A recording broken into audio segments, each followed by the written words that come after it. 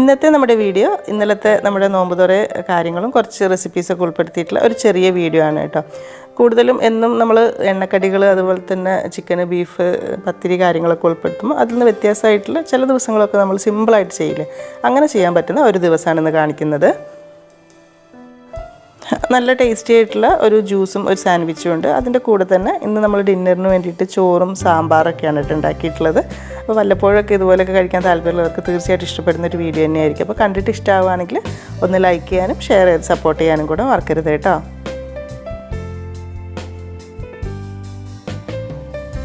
ഇന്നത്തെ ദിവസത്തിൽ ഞാൻ ആദ്യം തന്നെ സാമ്പാർ ഉണ്ടാക്കി വെക്കുകയാണ് കേട്ടോ. സാമ്പാർ എപ്പോഴും കുറച്ച് നേരത്തെ ഉണ്ടാക്കി വെക്കുകയാണെങ്കിൽ നല്ലതാണല്ലോ. അപ്പോൾ അതുണ്ടാക്കാനായിട്ടൊരു അരക്കപ്പ് നമ്മൾ സാമ്പാറിനൊക്കെ എടുക്കുന്ന പരിപ്പുണ്ടല്ലോ, തുവരപ്പരിപ്പ് നന്നായിട്ട് കഴുകിയിട്ട് പ്രഷർ കുക്കറിലേക്ക് ഇട്ട് കൊടുക്കുന്നുണ്ട്.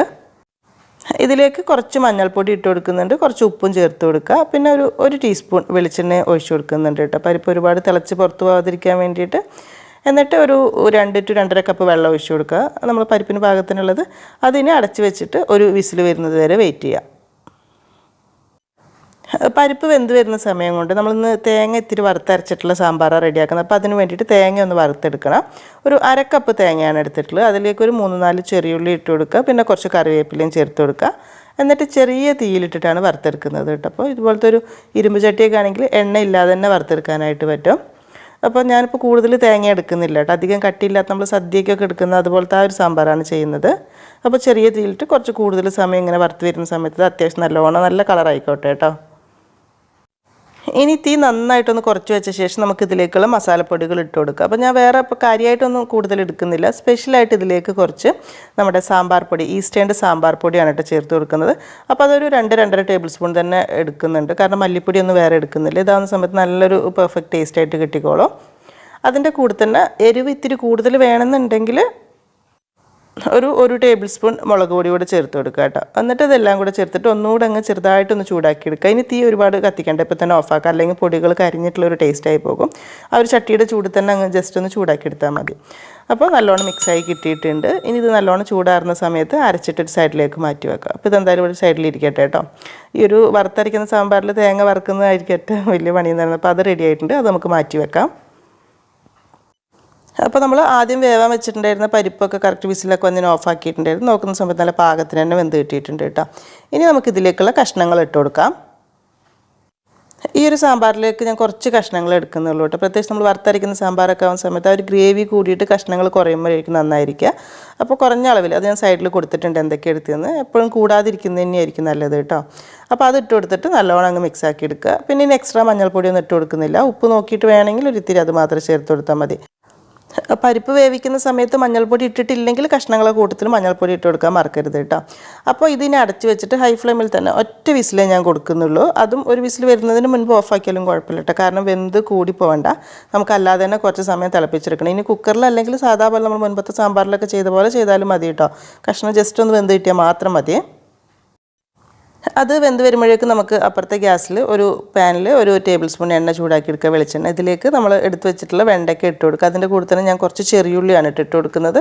ചെറിയുള്ളി ഇല്ലെങ്കിൽ ഒരു സവാളയുടെ പകുതി കുറച്ച് വലുതാക്കി മുറിച്ചിട്ട് കൊടുത്താലും മതി. അപ്പോൾ ഇതിലേക്ക് ഒരു ഇത്തിരി ഉപ്പും കൂടി ഇട്ട് കൊടുത്തിട്ട് ഒന്നങ്ങ് വഴറ്റിയെടുക്കുക കേട്ടോ. ഇതങ്ങ് വഴറ്റിയെടുത്ത് വെച്ചാൽ ആ പരിപാടി കഴിയുമല്ലോ.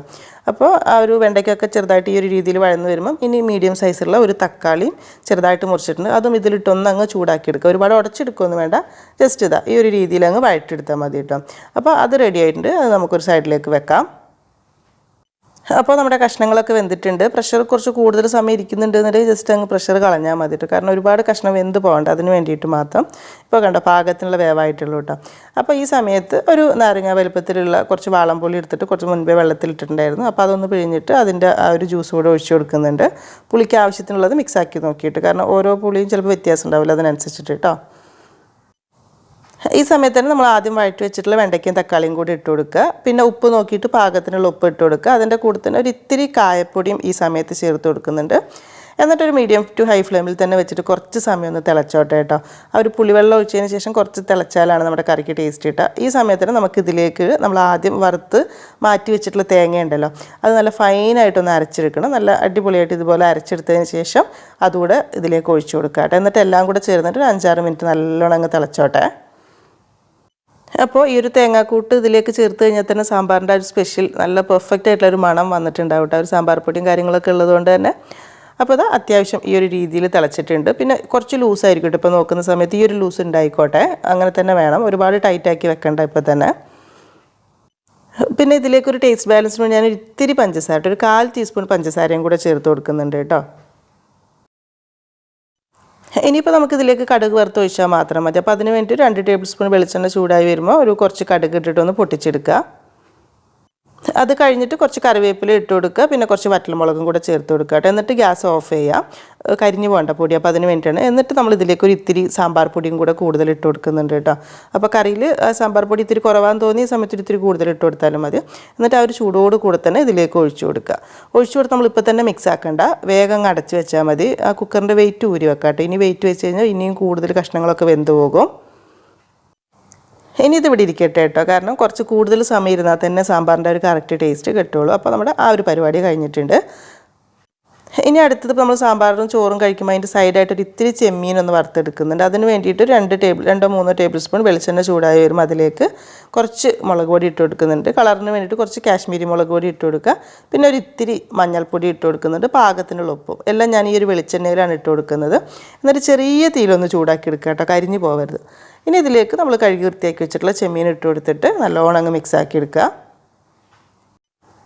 അതിൻ്റെ കൂടെ തന്നെ കുറച്ച് കറിവേപ്പില ഇട്ട് കൊടുക്കുക. എന്നിട്ട് ജസ്റ്റ് ഒരു കുറച്ച് സമയം ഒന്ന് അടച്ച് വെച്ച് കൊടുത്താൽ പെട്ടെന്ന് അങ്ങ് റെഡിയായി കിട്ടിക്കൊള്ളൂ കേട്ടോ. അപ്പോൾ നമ്മൾ ആ ഒരു രീതിയിലാണ് ഫ്രൈ ചെയ്തെടുക്കുന്നത്.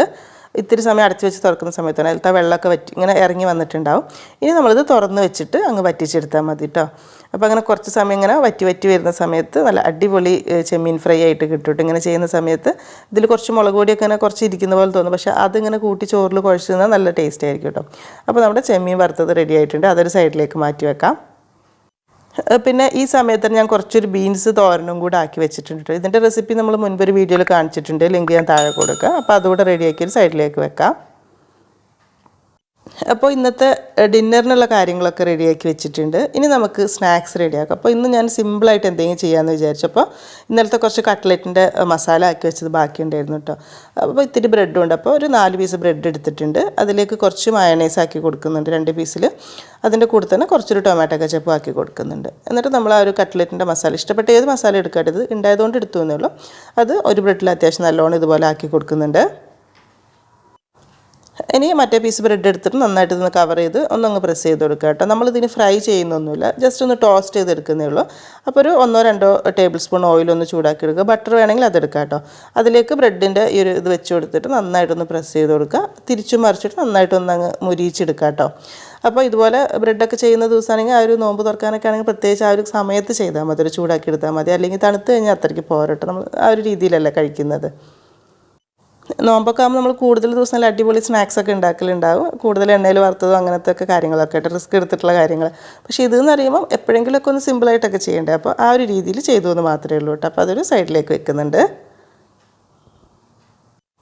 ഇനി അടുത്തതൊരു ജ്യൂസ് റെഡിയാക്കി എടുക്കണം. അപ്പോൾ ഇന്ന് ഞാനിപ്പോൾ തരി അങ്ങനത്തെ കാര്യങ്ങളൊന്നുമില്ല കേട്ടോ. അപ്പോൾ അതുകൊണ്ട് തന്നെ കുറച്ച് കട്ടിയുള്ളൊരു ജ്യൂസ് അടിക്കാമെന്ന് വിചാരിച്ചു. അപ്പോൾ അതിന് വേണ്ടിയിട്ട് ചെറിയ 2 ആപ്പിൾ തൊലിയൊക്കെ കളഞ്ഞ് മിക്സി ജാറിലേക്ക് ഇട്ട് കൊടുത്തിട്ടുണ്ട്. അതിൻ്റെ കൂടെ ഈന്തപ്പഴത്തിൻ്റെ ടേസ്റ്റ് ഇഷ്ടമാണെങ്കിൽ ഒരു 1-2 അതുകൂടെ ചേർത്ത് കൊടുക്കുക. ഈന്തപ്പഴം എടുക്കുന്ന സമയത്ത് ഒന്ന് കുതിർത്തിട്ടാണെങ്കിൽ നന്നായിരിക്കും കേട്ടോ. പിന്നെ മധുരത്തിന് വേണ്ടിയിട്ടുള്ള പഞ്ചസാര ഇട്ട് കൊടുക്കുക. നല്ലൊരു ഫ്ലേവറിന് വേണ്ടിയിട്ട് കുറച്ച് ഏലക്കാപ്പൊടി ഇട്ട് കൊടുക്കുന്നുണ്ട്. എന്നിട്ട് നല്ല തണുത്തിട്ടുള്ള കുറച്ച് പാല് ചേർത്തിട്ട് ആദ്യം നന്നായിട്ടൊന്ന് അരച്ചെടുക്കുക. അത് കഴിഞ്ഞിട്ട് ബാക്കി ചേർത്താൽ മതി. എല്ലാം കൂടെ ഒന്നിച്ച് കഴിക്കാൻ ചിലപ്പോൾ അരഞ്ഞ് കിട്ടാൻ ബുദ്ധിമുട്ടായിരിക്കും. ഇതുപോലെ അത്യാവശ്യം നന്നായിട്ടൊന്ന് അരച്ചെടുത്തതിന് ശേഷം ഇനി ബാക്കി പാലൂടെ ചേർക്കുക. ഞാൻ മൊത്തം 1 കപ്പ് പാലേ ചേർക്കുന്നുള്ളൂ, ബാക്കി വെള്ളമാണ് കേട്ടോ. വെള്ളം ചേർക്കുമ്പോൾ നല്ല തണുത്ത വെള്ളം എടുക്കാൻ നന്നായിരിക്കും. അല്ലെങ്കിൽ കുറച്ച് ഐസ് ക്യൂബ് ഇട്ട് കൊടുക്കുക. എന്നിട്ട് എല്ലാം കൂടെ നന്നായിട്ടൊന്ന് അടിച്ചെടുത്ത് വന്നാൽ നമ്മുടെ ജ്യൂസ് റെഡി ആയിട്ട്. ആപ്പിൾ ജ്യൂസൊക്കെ ആവുന്ന സമയത്ത് ആ ഒരു നോമ്പ് തുറക്കുന്ന ആ ഒരു സമയത്ത് ഉണ്ടാക്കാൻ പറ്റുള്ളൂ. അല്ലെങ്കിൽ ഒരു കളറും ടേസ്റ്റൊക്കെ ഒരു സുഖം ഉണ്ടാവില്ല കേട്ടോ. അപ്പോൾ നമ്മൾ പറഞ്ഞ പോലെ തന്നെ ഇന്ന് തരി കാര്യങ്ങളൊന്നുമില്ല. അപ്പോൾ അതുകൊണ്ട് തന്നെ കുറച്ച് ഡ്രിങ്കിൽ നിന്ന് വിട്ട് നല്ലൊരു ജ്യൂസ് ആക്കിയിട്ടുണ്ട്. അപ്പോൾ ഇന്ന് നോമ്പ് തുറക്കുന്ന സമയത്ത് ഈ ഒരു ജ്യൂസും ഈ ഒരു സ്നാക്കും തന്നെ ഉള്ളൂ കേട്ടോ. വേറെ കാര്യമായിട്ടൊന്നും ഞാൻ എടുത്തിട്ടില്ല. കുറച്ച് ഫ്രൂട്ട്സും എടുക്കുന്നുണ്ടായിരുന്നു.